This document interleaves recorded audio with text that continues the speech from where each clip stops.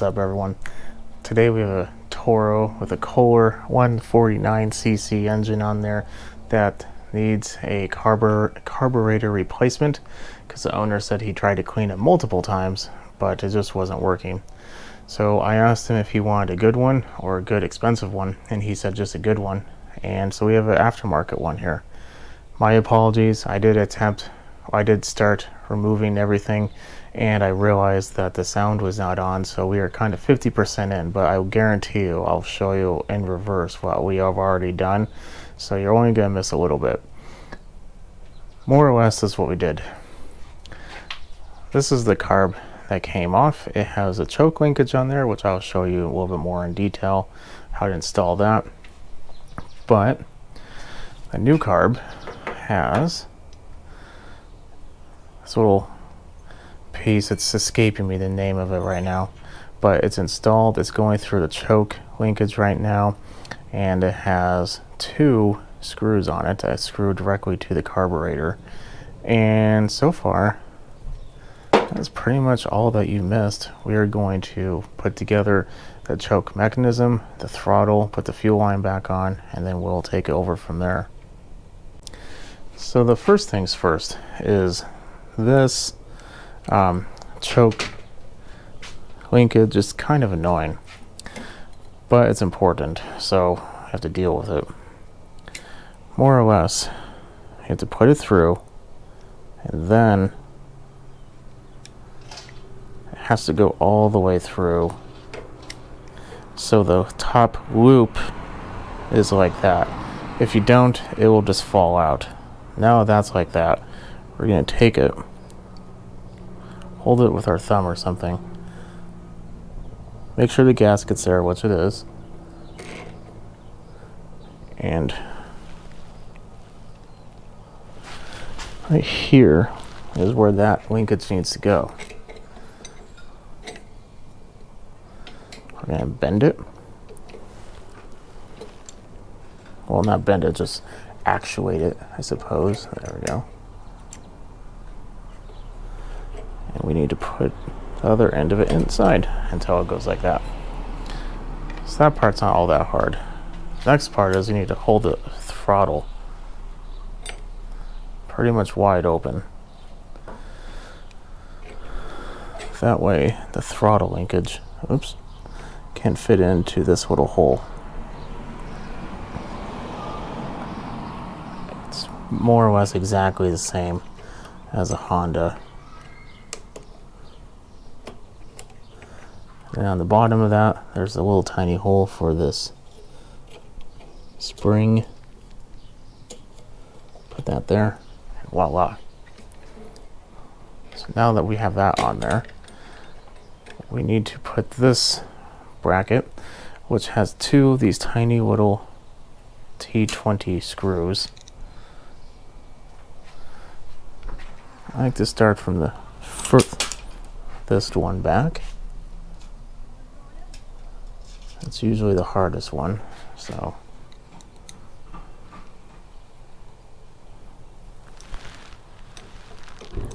a magnetic T screwdriver would be a miracle right now.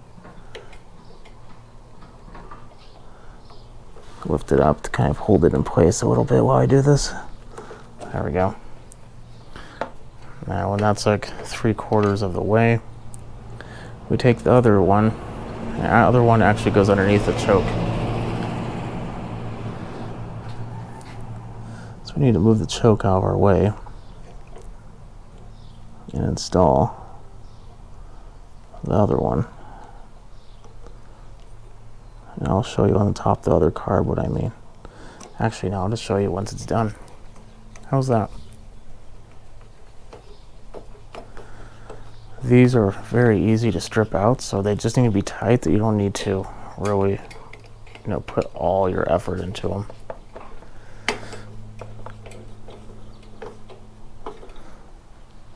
There we go.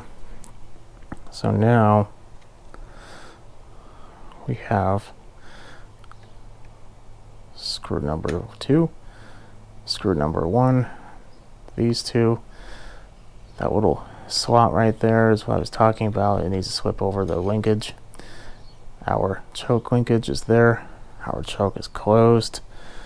Now we are pretty good.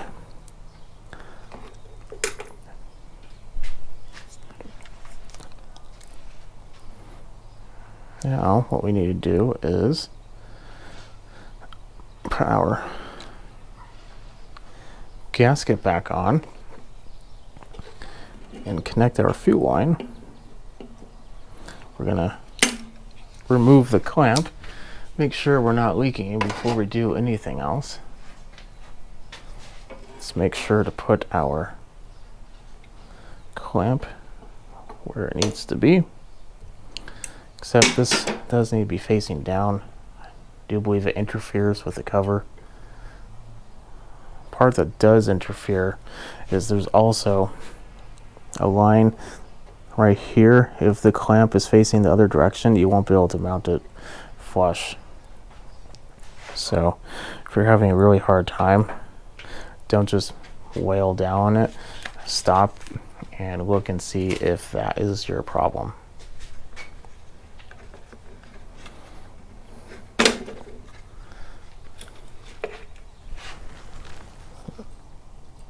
There we go.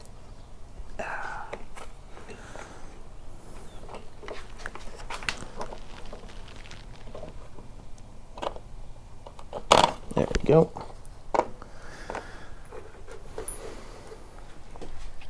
This has a little sleeve that goes on the back end of it. I'm going to attempt to do it while it's on there. I don't think it's going to work though.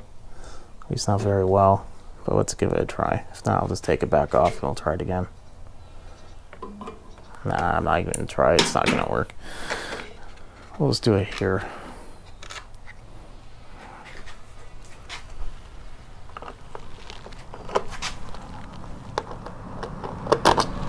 Okay. Do it the right way first time. These are 10 millimeter, all three. And if eventually I can not hit everything. Probably is a torque on this, but as long as it's tight, you don't have to worry about it. Yet again, you don't have to be super tight either. It is plastic, by the way. Now, the filter that came on this was truly disgusting, but I have a new filter, new pre-filter that was oiled slightly.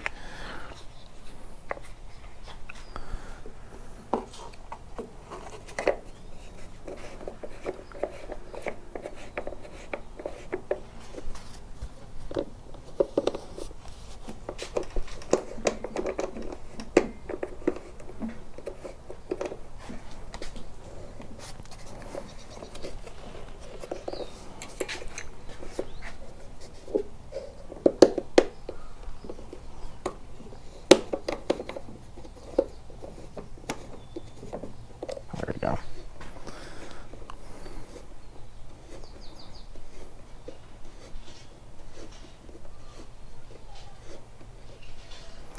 Now that's securely tight.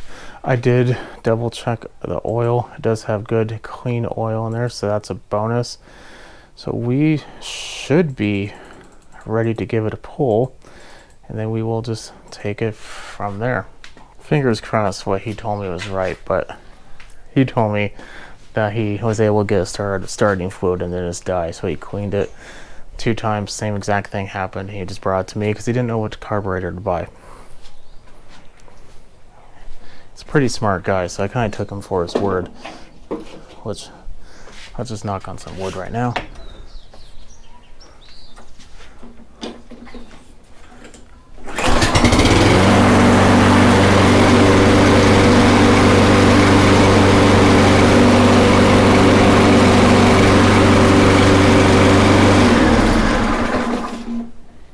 Okay, very good. Wood saved us. So, going back to that comment of do you want a good one or a good expensive one? The good expensive one is obviously the OEM. OEM is most definitely always going to be more expensive than the aftermarket one. This is an aftermarket one. I paid $18 for. Let's see, the tools that I use was a 10mm socket. You don't even need to impact, you can just do it manually, or even a wrench if you really wanted to. Some pliers, and a T20. Though, except for the T20, which could be a little bit of a uncommon thing to keep in most homes, everything else should be relatively easy and already in your toolbox. So this can be done for any of these engines. 18 bucks. It's going to save you however many hundreds this is to get replaced, and probably another $100 just to have a small engine shop look at it and repair it for you. That's $80 minimum savings. So if you like what you see, keep watching, subscribe, follow me on Instagram, SmallEngine101. I'm not gonna say which one I have, but just go on Amazon, eBay, just find an aftermarket one. They're all more or less the same, so I'll let you go on that one. You have a good rest of your day.